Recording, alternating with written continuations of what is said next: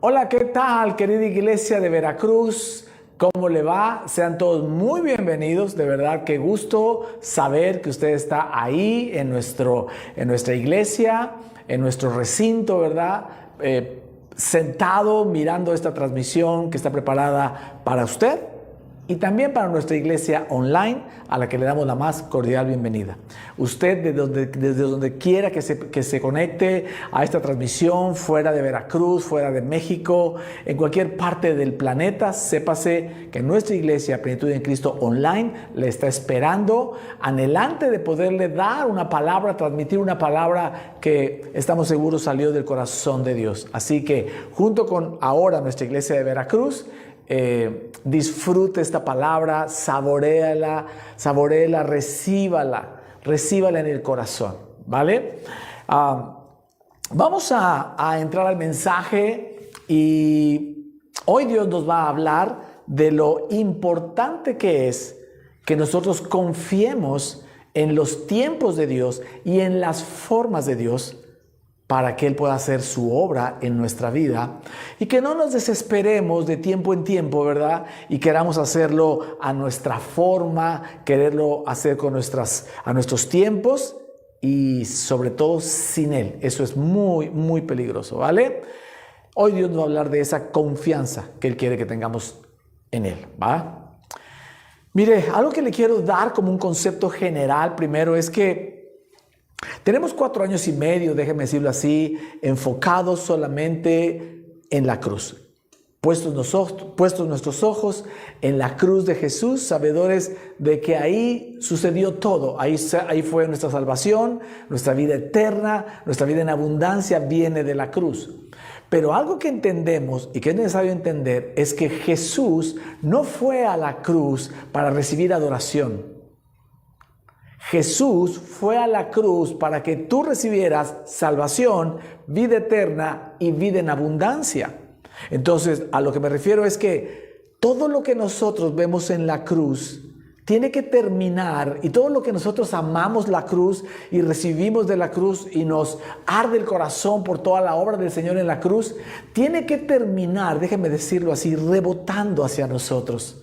Por eso el salmista en el Salmo 103 dice: alma mía, no te olvides de ninguno de sus beneficios, porque de nada serviría que Jesús haya pagado por tu libertad y tú no tengas libertad, haya pagado por tu paz y tú no tengas paz, que haya pagado para que confíes en Él y tú no confíes en Él. Entonces tenemos que entender esa parte, que la cruz debe terminar impactando nuestras vidas, ¿vale? Así que, dicho esto, algo que hemos entendido es que Dios nos ama tanto que cuando nos quiere advertir algo es claro y contundente. Diríamos por ahí, Dios no se anda por las ramas, Dios va directo, y a veces se escucha duro lo que dice en su palabra. Pero cuando se oye duro es porque necesita estremecer nuestro corazón, estremecer nuestra alma para poner cuidado con esto. Ese es el caso de hoy, Jeremías, capítulo 17, versos 5 y 6. Es clarísimo lo que el Señor dice. Así dice el Señor: maldito el hombre que confía en el hombre. Maldito el que se apoya en su propia fuerza y aparta su corazón del Señor. Será como una zarza en el desierto, no se dará cuenta cuando llegue el bien. Morará en la sequedad del desierto, en tierras de sal, donde nadie habita. Esto es duro, y contundente, y por eso Dios lo hace así de claro. Maldito el hombre que confía en sí mismo, que confía en sus propias fuerzas. Una consecuencia que dice acá de confiar en sus fuerzas es que se aparta su corazón del Señor. Ojo acá, no está diciendo que el que confía en el hombre deja de ser cristiano, no. Estamos hablando de cristianos, estamos hablando de gente que ama al Señor, que tiene años en el Señor, pero que al querer hacer las cosas con sus propias fuerzas, lo que está haciendo en automático es apartarse del Señor, porque se está apartando de lo que Dios está viendo.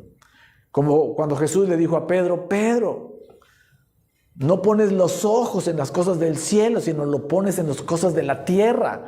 Y eso es lo que sucede cuando el hombre quiere confiar en sus propias fuerzas y deja de ver el cielo, deja de ver la obra de Jesús en la cruz para su vida. Dice que se aparta. Pero hay una maldición muy tremenda aquí. Dice que será como una zarza en el desierto. Eso nos habla de escasez, de no frutos, ¿verdad? De sequedad, de soledad. Pero además dice, no se dará cuenta cuando llegue el bien. ¡Wow! Eso está tremendo. El bien viene de Dios. Y si tú quieres hacer las cosas por tu cuenta, con tus fuerzas, con tus conocimientos, con tus relaciones, con tu astucia y tu capacidad, es como si dejaras afuera a Dios. Entonces van a venir bendiciones, te van a llegar tal vez nuevas oportunidades, nuevos empleos, nuevos negocios, nuevas amistades, bendiciones a tu vida, y dice ahí que no se dará cuenta. Por eso es bien delicado dejar de confiar en Dios.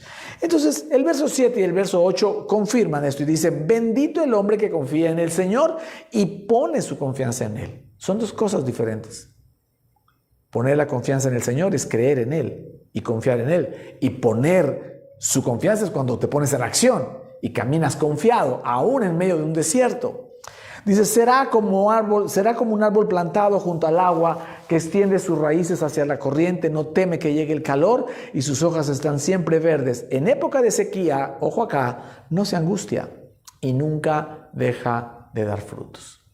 Cuando confías en el Señor, no importa la situación de afuera, no importa la circunstancia, no importa si es época de altas o de bajas, de vacas gordas o de vacas flacas, de prosperidad o de escasez, como dice el apóstol Pablo, estoy preparado para todo, tanto para tener abundancia como para tener escasez. Dice, en todo estoy enseñado, dice Pablo. Entonces, algo que tenemos que entender acá es que si confiamos en el Señor, aún en momentos de dificultad, dice aquí, nunca deja de dar frutos, seguiremos dando frutos, ¿vale? Entonces podemos concluir en esta introducción que hay que hacer las cosas a la manera de Dios, no a la manera de nosotros, ¿sale?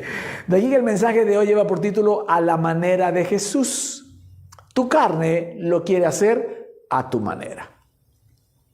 Hay un canto, ahorita me estoy acordando de un canto muy famoso de los años, creo que 50 o 60, allá en Estados Unidos, ¿verdad? El famoso Frank Sinatra, My Way, traducida acá, y no me acuerdo quién la cantó acá en México, o en español, a mi manera, ¿verdad? Hago las cosas a mi manera. Entonces, nosotros tenemos que entender que nosotros caminamos para hacer las cosas a la manera de Jesús, ¿vale? Muy bien, en esta primera parte quiero que recordemos que el Antiguo Testamento o el Antiguo Pacto es una sombra del Nuevo Testamento o del Nuevo Pacto. Eso quiere decir que en el Antiguo Testamento vamos a encontrar historias, personajes, cosas, situaciones que son una imagen, un tipo, una tipología, una sombra de lo que sucedió en el Nuevo Testamento, ya sea de Cristo, del trato de Cristo y su iglesia, de la relación que tiene la iglesia con el Señor y viceversa. Entonces, y eso es muy gratificante, porque cuando tú lees el Antiguo Testamento, deja de ser solamente historia bíblica, sino que está uno anhelante de encontrar estas sombras, ¿verdad?, para traerlas al presente, y sobre todo que de esas sombras o de esas historias podemos sacar valiosísimas enseñanzas como el día de hoy, ¿vale? Vamos a presentar un par de escenas de Eliseo. Hace 2 o 3 semanas atrás hablábamos de Elías, ¿se acuerda? Cuando Elías quiso morirse y se acostó abajo de la sombra de un enebro y le dijo, Señor, ya llévame, y luego el Señor lo vino a alimentar y lo llevó a la cueva, ¿verdad? Del monte Sinaí, etcétera, etcétera. Ahí aprendimos cosas a través de la vida de Elías. Hoy las vamos a aprender a través de la vida del profeta Eliseo, que fue su sucesor, ¿sale? Acompáñame a la Biblia, por favor, segundo libro de Reyes, capítulo 4, verso 38. Dice así: Eliseo volvió a Gilgal cuando había una grande hambre en la tierra, y los hijos de los profetas estaban con él, por lo que dijo a su criado: pon una olla grande y haz potaje para los hijos de los profetas. Este puede ser el mismo criado que tuvo Eliseo más adelante y que sí menciona su nombre, que es Giesi. ¿Okay? Le dijo a su criado, pon una olla grande y haz potaje. El potaje es una especie de sopa de lentejas, ¿vale? Más parecido a lo que hoy sería una sopa de lentejas no sé, para México, no sé, en otros lugares como se conozca, pero es una sopa de lentejas. Miren, vamos a empezar por saber qué significa Eliseo. Eliseo significa Dios Salvador. Elías significa Jehová es mi Dios. Y Eliseo, Dios es mi Salvador. Entonces aquí podemos encontrar que Elías es más una representación del Dios de la ley, ¿ok? Que tenía que castigar al hombre por su desobediencia, hizo milagros estruendosos, ¿verdad? Con fuego del cielo, consumiendo personas, consumiendo altares. Y Eliseo es una figura de Jesús, ¿ok? Del Dios de la gracia. Por eso los milagros de Eliseo son más con personas, no para toda la nación, no con estruendo y mucho menos con muerte y dolor, sino con favor para las personas, ¿vale? De ahí podemos empezar a notar, Eliseo es una figura de Jesús. Ahora, dice que volvió a Gilgal, y Gilgal es un lugar bien interesante en la Biblia. Gilgal fue ese lugar en donde, usted se acordará que cuando el pueblo de Israel llegó a la tierra prometida y no quisieron entrar por temor, tuvieron que vagar 40 años, ¿se acuerda? Después de los 40 años, otra vez se enfilaron, murió toda esa generación de adultos, y otra vez se enfilaron hacia la tierra prometida, y lo primero que tienen que hacer es pasar el río Jordán. Y el río Jordán se abre al momento en que los sacerdotes ponen sus pies con el arca del pacto en el río, ¿verdad? Arca del pacto que representa a Jesucristo, ya lo hemos enseñado eso, maravilloso. Pisan, se abre el río Jordán y entra el pueblo y se estaciona, se aposenta en Gilgal. Gilgal es la base de donde parten hacia Jericó, que es la primera ciudad que van a conquistar. Ahí en Gilgal, Josué edifica un altar con 12 piedras para pues que quede la evidencia de la fidelidad de Dios por haber abierto el río Jordán. Y las 12 piedras representan a las 12 tribus de Israel. Gilgal también representa, ahí lo que pasó es que ahí se celebró la primera Pascua. Cuando celebraron el pase o el pasar del ángel de la muerte a las casas de los egipcios y no a las casas de los israelitas, porque tenía la sangre del cordero en los marcos y dinteles de las puertas, ¿se acuerda? Esa primera Pascua con la harina que se llevaron sin levadura, sin leudar, fue ahí en Gilgal también, ¿sale? Ahí fue el lugar donde se circuncidó a todo el pueblo que no estaba circuncidado. La circuncisión para los judíos representaba el pacto con Dios, ¿verdad? El pacto que hizo Dios con Abraham, porque le digo, y se circuncidará a todo varón. Y también cómo el Señor quitó el oprobio de Egipto, la vergüenza de la esclavitud de Egipto por 400 años. Ahí en Gilgal fue donde se coronó al primer rey de Israel, a Saúl, ¿ok? Y entonces, por último, ahí cesó el maná en Gilgal, porque ya no era necesario que Dios los alimentara del cielo, porque ellos iban a entrar a comer del fruto de la tierra. Todo eso sucedió en Gilgal. Así que, y Gilgal significa círculo de piedras. Así que Gilgal representa un lugar de los primeros inicios o de los nuevos comienzos, corregiría, de los nuevos comienzos, y también un lugar para olvidar todo el pasado. Gilgal también representa a Jesús. Jesús para nosotros es ese lugar de los nuevos comienzos, del nuevo comienzo, tu vida en Cristo. Yo no sé cuántos años tengas en Cristo, yo tengo 21 años en Cristo, pero cuando yo me voy, un día como hoy, por ejemplo, y me voy a recordar lo que fue hace 21 años y cómo fue que me encontró y cómo platiqué con él y cómo hablamos y cómo me metió en su pacto y cómo me escogió y cómo me llamó. ¡Wow! Eso me emociona, ¿verdad? El lugar donde inició mi vida nueva y también donde dejé atrás una vida vieja. Y eso es lo que es Jesús para nosotros y eso es lo que es Gilgal también. Por eso, 2 Corintios 5:17, el apóstol Pablo dice, de modo que si alguno está en Cristo, nueva criatura es, las cosas viejas pasaron, he aquí, todas son hechas nuevas. Amén. Así que ya vamos viendo en este pequeño pedacito, ¿verdad? De la lectura del segundo de Reyes, capítulo 4, verso 38, que estamos hablando de Jesús. Es una sombra de lo que Jesús sería para nosotros o es para nosotros, ¿vale? Vamos a seguir leyendo, verso 39, 2 de Reyes 4, 39. Dice, algo que quiero que note es que el potaje ya está hecho, ya está listo. El siervo ya está listo. El siervo, supongo que es Giezi, hizo el potaje para los hijos de los profetas. Y dice aquí, y salió uno al campo a recoger hierbas. Ese uno no es el siervo. ¿Ok? Puede ser figura también del Espíritu Santo, el siervo. Este no es el siervo. Salió uno al campo a recoger hierbas y halló una hierba como parra montés y de ella llenó su falda de calabazas silvestres y volvió y las cortó en la olla del potaje, pues no sabía lo que era. Después sirvió para que comieran los hombres, pero sucedió que comiendo ellos de aquel guisado gritaron diciendo, varón de Dios, hay muerte en esa olla, y no la pudieron comer. Mire qué interesante. El potaje que Eliseo, profeta de Dios, figura de Jesús, ya había hecho a través de su siervo, el Espíritu Santo, ya estaba listo. Pero uno salió y se le ocurrió que sería buena onda ponerle algo de su propio sabor.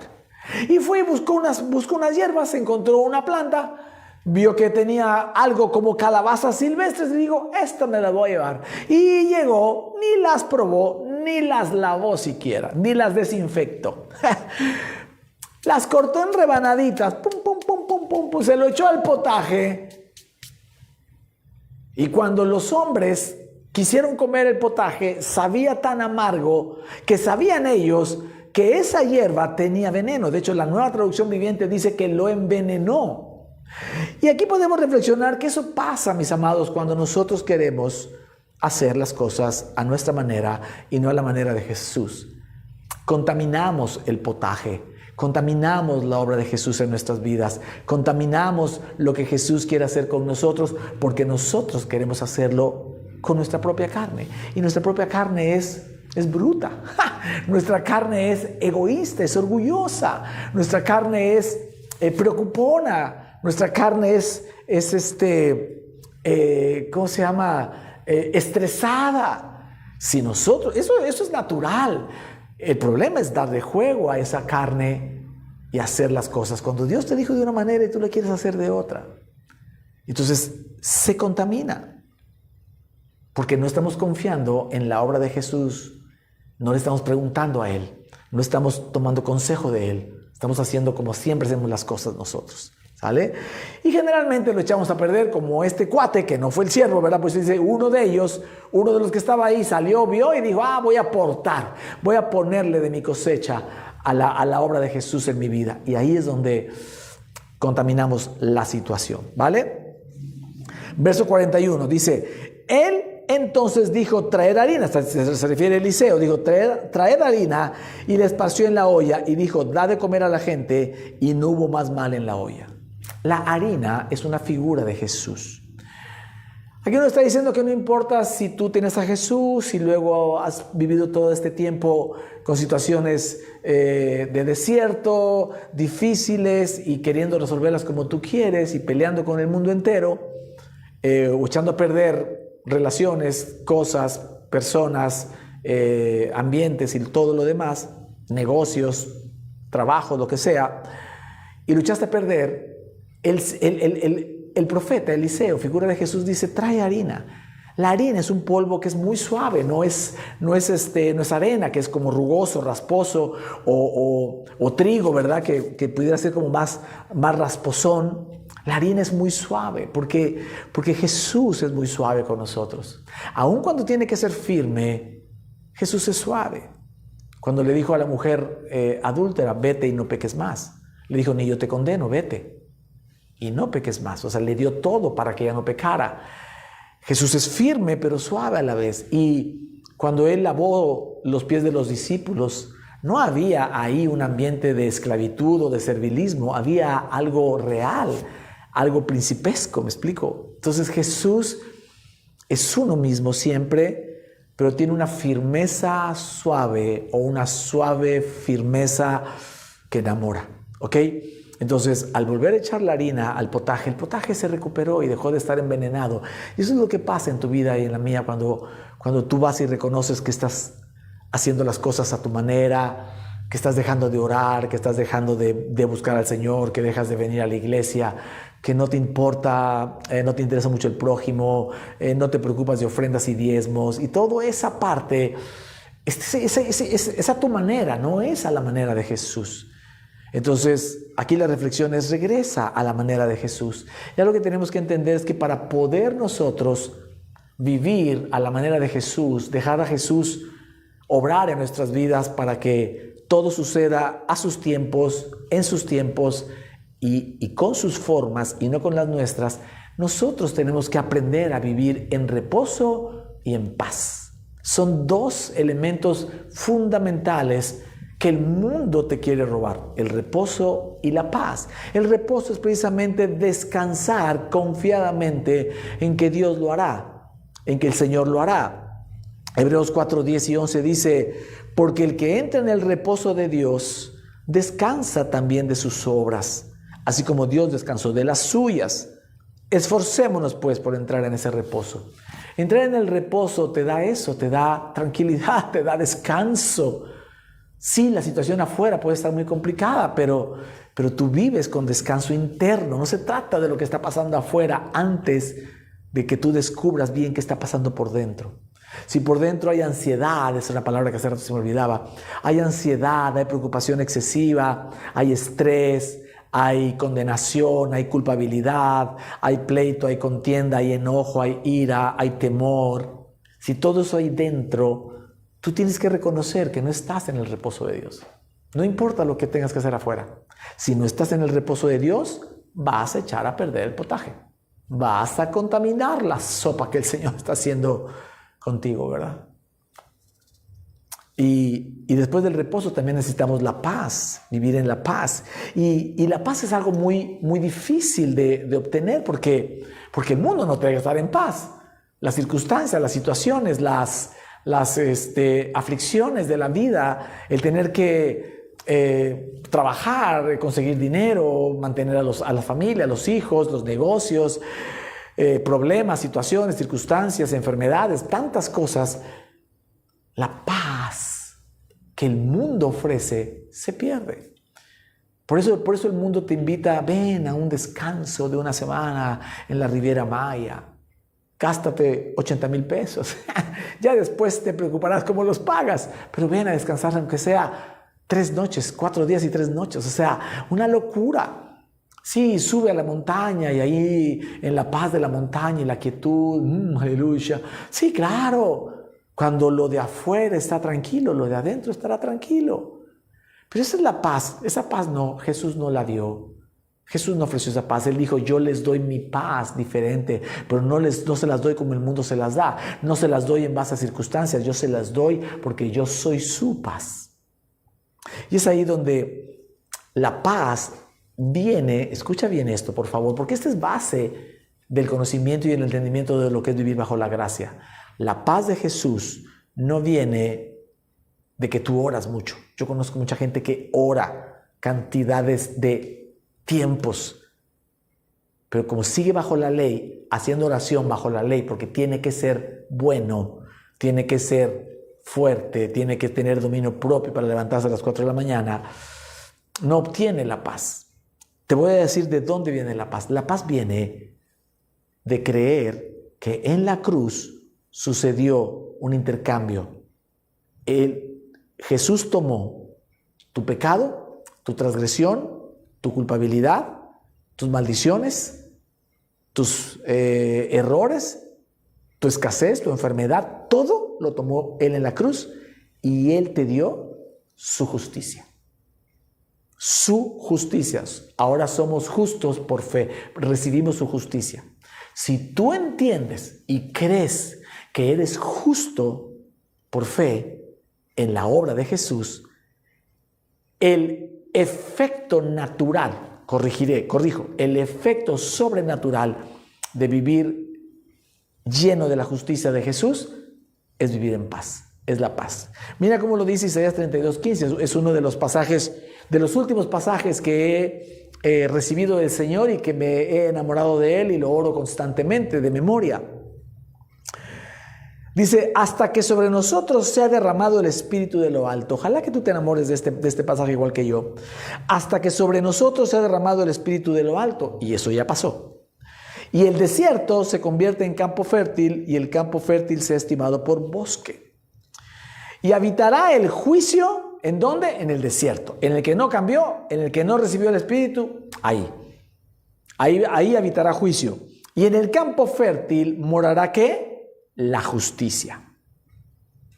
Porque el Espíritu Santo se derramó en ti y en automático habita en ti su justicia, la justicia de Jesús.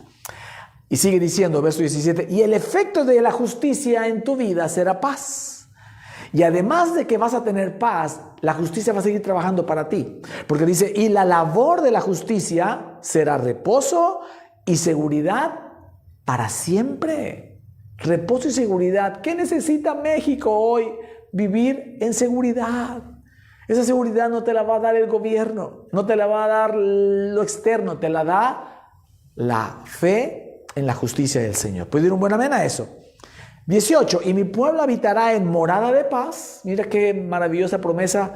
En habitaciones seguras y en recreos de reposo. Aquí está diciendo, mire, si sobre tu vida ya se derramó el Espíritu Santo, tú ya no eres un desierto, tú ya eres un campo fértil. Y eres tan fértil que vas a ser estimado de tanta estima como si fueras un bosque con tantos frutos, con tanto verde, con tanta vida. Esto es lo que sucede cuando el Espíritu Santo está sobre de ti. ¿Sobre de cuántos está el Espíritu Santo allá en Veracruz, en nuestra iglesia online? Digan amén, por favor, ¿ok? Y entonces vas a ser cambiado, fuiste cambiado en un campo fértil. Luego dice, sobre el desierto morará el juicio. Dice, habitará el juicio en el desierto, en el que no cambió. Pero en el que sí cambió, en el campo fértil, morará la justicia. ¿De quién? De Jesús. Y eso tendrá un efecto. El efecto será paz. Y la labor de la justicia todos los días será reposo y seguridad para siempre. El Señor dice, mi pueblo, o sea tú y yo, habitaremos, dice, en morada de paz, en habitaciones seguras y en recreos de reposo. Eso es lo que necesitamos para nosotros poder caminar conforme a la naturaleza de Cristo, al estar injertados en el Hijo, por eso somos hijos. Podemos vivir en paz porque estamos injertados en Cristo, cubiertos de Cristo, llenos del Espíritu Santo por dentro, como ríos de agua viva que corren desde el interior, pero también empoderados, dice la palabra. Como dice Hechos 1:8, investidos de poder desde lo alto. O sea que al final Jesús y el Espíritu Santo habitan en ti y Jesús y el Espíritu Santo te recubren, y es por eso que Dios ya no te ve a ti, ve a su Hijo, ve a alguien lleno del Espíritu Santo que se parece a su Hijo Jesucristo en la obra de la cruz, y eso nos debe hacer vivir en reposo y paz. Eso nos hará andar en seguridad, y entonces podremos escuchar la voz de Dios, escuchar el consejo del Señor para decir, esta es lo que yo quiero hacer contigo. Esto es lo que yo quiero que tú hagas. ¿Sale? ¿Amén? ¿Puedo decir un buen amén? Así que a la manera de Jesús necesitamos vivir en paz y en reposo. Vamos a la segunda historia. Mire qué lindo, ¿verdad? Sacar de esa lectura del Antiguo Testamento, del Antiguo Pacto, una cosa tan maravillosa como la que hemos hablado estos veintitantos minutos.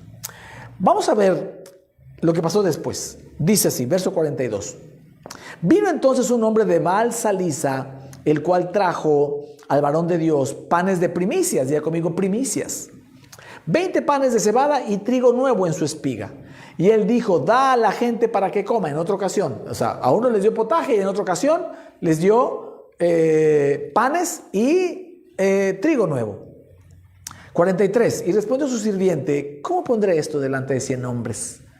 Pero él volvió a decir, da a la gente para que coma, porque así ha dicho Jehová, comerán y ¿qué? Y sobrará. Entonces lo puso delante de ellos y comieron y les sobró conforme a la palabra de Dios. Hablar de panes y trigos, aquí lo importante es que dice, le trajo la primicia de panes de primicias, que eso que significa de lo primerito que salió del horno, lo tomó para traerlo esa persona. Alguien dice, vino entonces un hombre de Baal Salisa y trajo panes de primicias, lo apartó lo primero. Y el resultado de esa primicia que le llevó a Eliseo, figura de Jesús, fue que alcanzó para dar de comer a 100 hombres y además sobró. Y eso es una figura del diezmo. El diezmo, el Señor ofrece bendecir al que lo traiga de sus primicias. ¿Qué significa esto? Si tú partes tus ingresos en 10 pedacitos, no se trata de traer, déjame decirlo así, el pedacito 3, el pedacito 4, de esos 10%, ¿verdad? O el pedacito 9, o inclusive el pedacito 10, a ver si te alcanza la quincena. No, ese no es el diezmo. El diezmo es el primer pedacito, donde está tu confianza en el Señor y dices, esto es mi ingreso de la quincena, de la semana, del mes, del año, lo que tú quieras. Yo aparto el primer 10, la primicia, y se lo llevo al Señor, se lo traigo al Señor. ¿Cuál es la promesa de ese primer 10? Abundancia, va a sobrarte. El 90% que en lo natural no te alcanza, con el diezmo en lo sobrenatural te va a alcanzar y te va a sobrar. Esa es la promesa del Señor. Malaquías 3:10 dice, traigan íntegro el diezmo para los fondos del templo, y así habrá alimento en mi casa. Pruébenme en esto, dice el Señor Todopoderoso, y vean si no abro las compuertas del cielo y derramo sobre ustedes bendición hasta que sobreabunde. Esto es una bendición, igual que las de Deuteronomio 28. Tú decides si la tomas o no la tomas. Ya no tiene el diezmo una maldición detrás. Como nosotros en Deuteronomio 28 no hacemos caso a las 44, 48 maldiciones que hay ahí. Solo hacemos caso de las 14 que sí hay para nosotros, de las 12 que sí hay para nosotros. Las 12 bendiciones, ¿vale? El Señor, mire, es que el diezmo se trata del corazón de la gente. El Señor promete bendecir y abrir las ventanas de los cielos para enviar bendiciones sobreabundantes para el que deposita 10 como para el que deposita 1,000 o 10,000. Si esto es íntegro el 10%. Porque no se trata de cantidades, se trata de corazones. La palabra dice que donde esté tu corazón estará tu tesoro. Se puede entender igual, donde esté tu tesoro estará tu corazón. Si tu tesoro está en el dinero, en lugar de estar en el Señor, difícilmente podrás diezmar con paz. Te costará trabajo, dirás no me alcanza. ¿Sale? Pero aquí, en esta escena de Eliseo, el pan de primicias alcanzó para darle de comer a 20 panecitos, alcanzaron para darle de comer a 100 hombres y sobró. Y eso nos hace recordar cuando Jesús en el desierto oró, ¿verdad? Y los panecitos que eran 5 panecitos, 2 pececitos, alcanzaron para dar de comer a 5,000. Aquí fueron 100. Y aquí tuvo que decir Eliseo, así dice el Señor, comerán y sobrará. Jesús no dijo así dice el Señor, porque Él es el Señor. Él solo multiplicó. Haciendo alusión también a este pasaje. Entonces, algo que, para ir terminando, algo que tenemos que entender. En la primera historia, el Señor sanó el potaje y también es una figura de sanidad. En la segunda escena, en el segundo pasaje, está hablando de provisión. Y sanidad y provisión son 2 temas que el Señor aborda en la Santa Cena. ¿ok? Y si algo le preocupó al Señor fue sanar a los enfermos. Por eso en la Santa Cena hay sanidad, pero también hay provisión. El Señor dejó muy claro el tema de la provisión. Pide y se os dará. Deja de preocuparte. Confía en el Señor. Tienes un Padre que sabe lo que necesita. No te preocupes por nada. Mateo 6:25. Ni qué has de comer, ni siquiera qué has de comer, beber o vestir.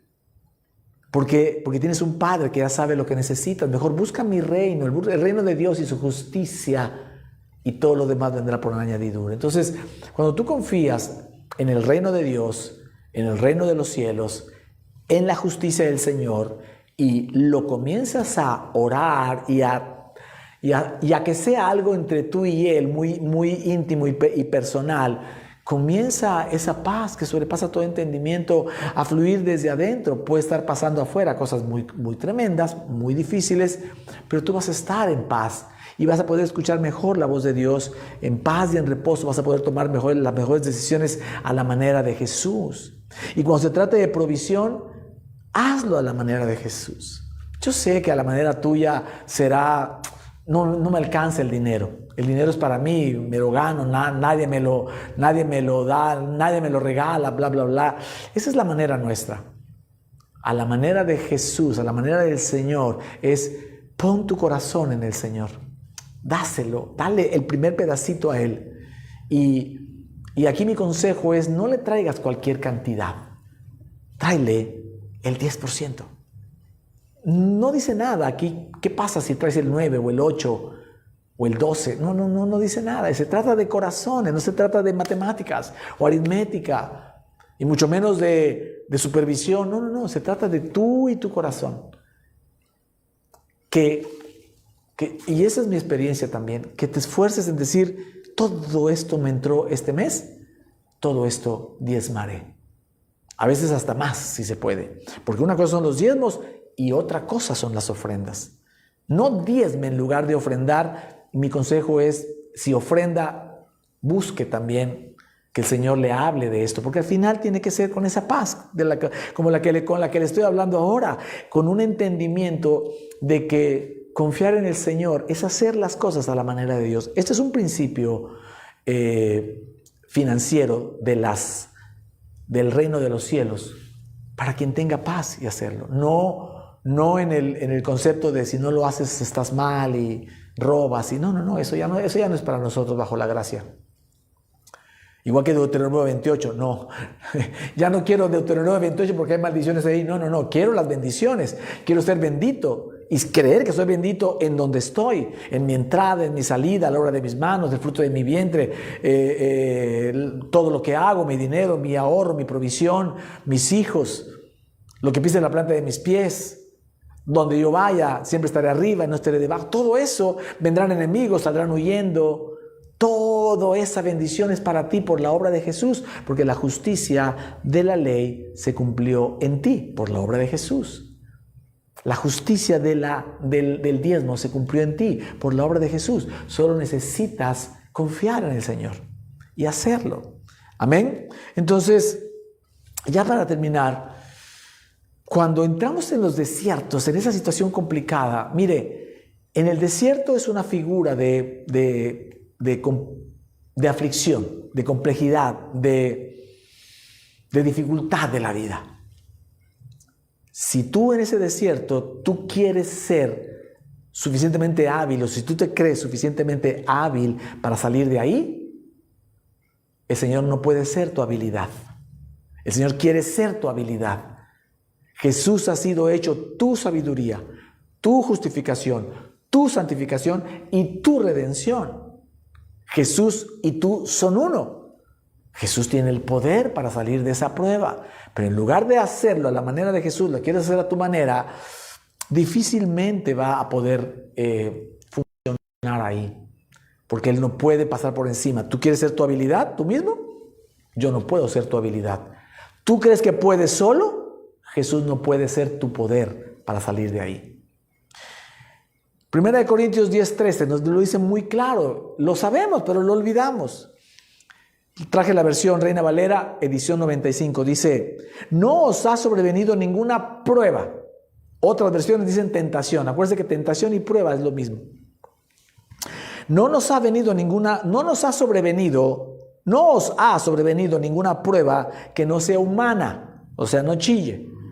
Pero fiel es Dios, que no os dejará ser probados más de lo que podéis resistir. Confía en Dios, sino que dará también juntamente con la prueba que dará la salida para que podáis soportarla. Ojo acá, no dice que te va a sacar. Si lo lees con calma, te vas a dar cuenta de varias cosas. Primero, cualquier prueba que venga no es extraterrestre, no es demoníaca, es humana. O sea, decían por acá, sin Yolanda, Mari Carmen, sin llorar.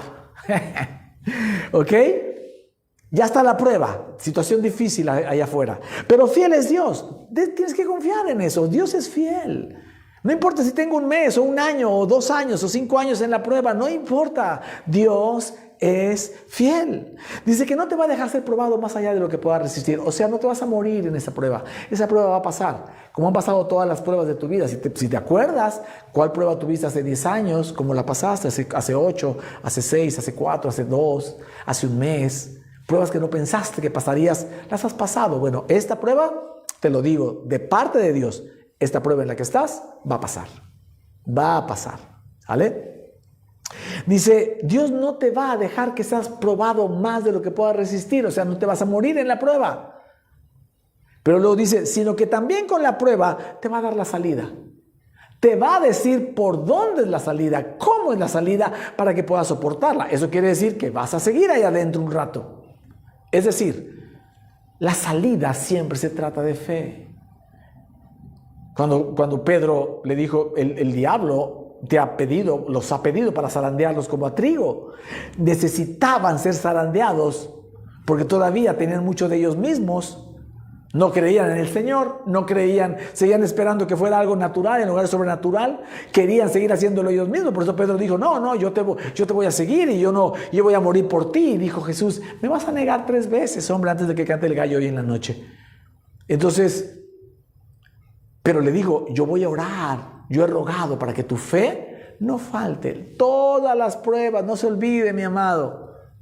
No se trata de cómo entraste en ella. Ya puede haber multifactores. Tus propias decisiones, una empujadita de parte de Dios para que te ubiques. El diablo metiendo su cola a lo mejor un poquillo y tú comprándole la historia al diablo. Circunstancial. El cúmulo de decisiones, porque al tener todo el planeta libre albedrío, suceden cosas. Bueno, el tema nunca será por qué entraste. El tema es cómo salir y soportar. Y eso tiene que ver con fe. Y por eso regresamos a confiar en Dios. No puedes, no debes alterarte cuando estás en medio de la prueba. Porque eso es carne. Tu carne lo va a querer hacer de otra manera. Tu carne va a querer tomar decisiones. Tu carne quiere decidir cómo hacerlo. En lugar de entrar en paz, en ese gozo del Señor, en ese reposo del Señor, para decir, Señor, dirígeme y lo voy a hacer como tú me digas. Y lo que tú me digas lo voy a hacer porque sé, así me ha pasado, como dijo David, me han venido leones y osos y yo los he matado a todos. Así voy a matar a ese gigante porque Dios ya me ha rescatado. Me rescatará también de este. Y así te lo puedo decir, el Señor nos ha rescatado constantemente de muchas, pero a veces se le olvida al hombre. Y se le olvida cuando deja de mirar la cruz, cuando comienza a mirarse Él, cuando quiere resolverlo Él. Nuestro lema de nuestra iglesia, desde que nacimos, desde que Dios me dio el llamado a pastorear, hasta donde te atrevas a ver y creer, yo te daré. Ver qué visión tienes. Creer es confiar en Él. Tenemos la visión de predicar el Evangelio. Como les he dicho, he visto a Dios doblar la esquina y dobló la esquina porque antes estábamos en la mezcla de gracia y ley, queriendo combinar su obra con nuestras obras para valer, no como una consecuencia de su cruz, sino como una manera de formar parte de la cruz. Y ese no es el camino directo de Dios. Dios dobló la esquina y nos llevó a la gracia, nos trajo a la gracia. Pero traernos a la gracia quiere decir que nos trajo a su favor inmerecido, a su amor inmerecido, a su justicia inmerecida, pero necesito recibirla. Porque si algo quiere Jesús es que recibas su amor. Antes de darle amor a Él, Él quiere que le recibas. Antes de adorarlo a Él, Él quiere que recibas su justicia. Que te sepas que Él obró en la cruz por tu paz, por tu reposo, por tu provisión, porque paz, que la justicia tenga un efecto que es la paz, no es solamente la tranquilidad para estar tranquilos en el desierto o en la circunstancia. Paz es la palabra hebrea shalom, y shalom significa mucho más que solo tranquilidad. Cuando un judío le dice a otro shalom, shalom, lo que le está diciendo es que él quiere que esa persona tenga prosperidad, bienestar, salud, tranquilidad, buenas relaciones personales y una buena relación con Dios. Todo eso significa la paz que produce la justicia. Así que si en la paz del Señor está mi provisión, está mi prosperidad, está mi bienestar, está mi salud, ahí es donde yo quiero estar. Lo de afuera, ya saldremos de esa prueba. Pero mientras me lleno de la fe, como dice ahí, como dice acá, te dará juntamente con la prueba la salida. Ya me la dio. Es confiar en Dios. Es caminar con Dios, es hablar de Dios, es seguir haciendo su obra mientras Él se encarga de dirigirnos como en una casa de los espejos a la salida. Y cuando acordemos, estaremos afuera. ¿Alguien puede decir amén a eso? ¿Alguien de la querida iglesia de Veracruz puede decir eso? ¿O de la iglesia online? Aleluya, amén, amén. Dele al Señor la gloria y la honra. Yo le invito ahí donde está, que cierre sus ojos, levante sus manos y usted pueda recibir esta palabra, porque sé que varios de ustedes están pasando por situaciones difíciles y complicadas, que han dejado de creerle a Dios, que lo han querido hacer a su manera, no a la manera de Jesús. Pero no importa si has echado a perder el potaje de tu vida o de alguna área de tu vida, hoy es el día en que la harina vuelve a la olla de potaje. El siervo, el Espíritu Santo, está trayendo una unción especial para que la harina, que es Jesús, vuelva a entrar en tu corazón, en esa olla que está preparada para tu vida, y todo lo que tú hayas echado a perder con tus ideas, con tu carne, con tus preocupaciones o con tus temores, miedos o lo que sea, esa harina lo purifica. Lo que había venido envenenando tu caminar en Cristo, hoy queda totalmente sanado por la obra de la cruz sobre tu vida, porque estás recibiendo esa harina, porque estás comiendo de ese potaje espiritual que el Señor trajo a esta casa, a esta iglesia este domingo, ¿sale? Y tú lo recibes y a lo mejor no entiendes todo lo que tienes que cambiar, pero tú puedes decir: Señor, yo recibo tu potaje. Y yo recibo tu harina porque sé y puedo reconocer que lo he contaminado con mi manera de pensar, con mi manera de ser, con mi manera de decir las cosas y de querer salir, y la prisa y la tentación y la prueba y el temor y el enojo y la ira y la preocupación y la aflicción y todo eso, Señor, yo sé que lo he contaminado. Pero día a día tu harina vuelve a venir, porque yo vivo un día a la vez. Regrese a vivir un día a la vez. Así que si hoy descompuso el potaje, a la noche vierta harina. A la mañana en la mañana vierta la harina que es Jesús. Vuelva a la cruz, vuelva a la obra de la cruz. Vea el poder que tiene la obra de la cruz en su desierto. No quiera usted ser la potencia que lo sacará del desierto. No quiera usted ser la inteligencia y la habilidad que lo sacará de esa situación. Quiera ser usted el receptor del poder, la potencia y la habilidad de Jesús en usted, que lo sacará, Él lo sacará con buenas decisiones. Vendrá gente que te ofrecerá salir, enviada por el Señor.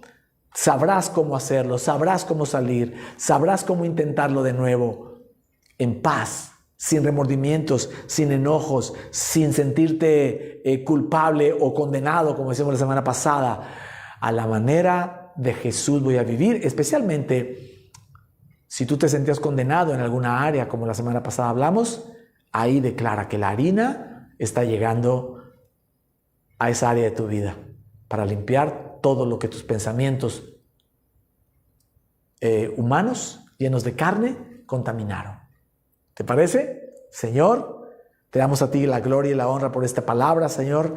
Nos sabemos muy bendecidos cada semana porque nos das palabra que edifica, alimento espiritual que nos hace crecer, nos hace entender y recomponer nuestras vidas, Señor, para que podamos ser de bendición para mucha gente. Gracias te damos, Señor, por tu palabra. En el nombre de Jesús. Amén. Amén.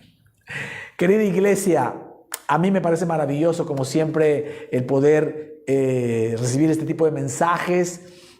Hoy no estoy en Veracruz, pero usted puede ahí no irse corriendo, si puede, platique un poco de lo que vio, de lo que oyó, qué le parece este tema, qué entendió.